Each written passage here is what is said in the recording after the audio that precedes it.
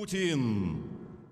Russian President Vladimir Putin said it was up to the West to choose between confrontation and cooperation, as he was sworn in for a new 6-year term on Tuesday.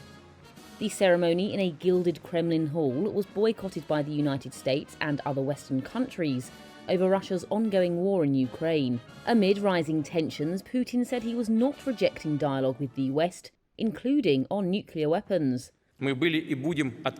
We have been and will continue to be open to strengthening good relations with all countries that see Russia as a reliable and honest partner. And this is truly the world's majority. We do not refuse dialogue with Western countries.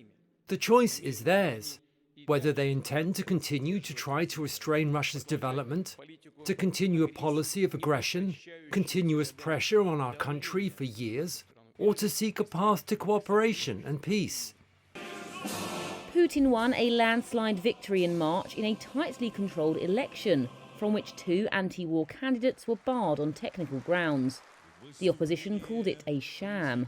Tuesday's ceremony marked the leader's 5th term as president, having been in power in either this role or as prime minister since 1999.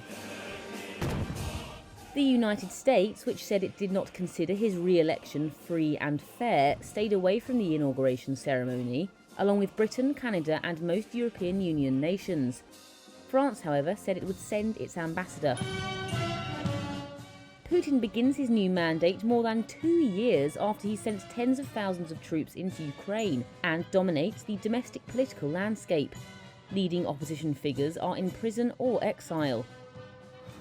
His best-known critic, Alexei Navalny, died suddenly in an Arctic penal colony in February.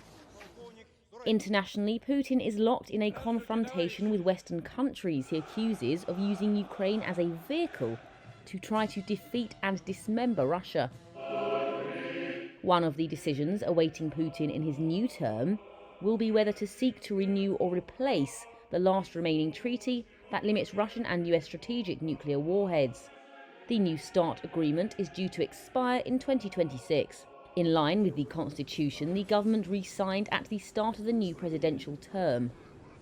Putin ordered it to remain in office while he appoints a new one, which is expected to include many of the same faces.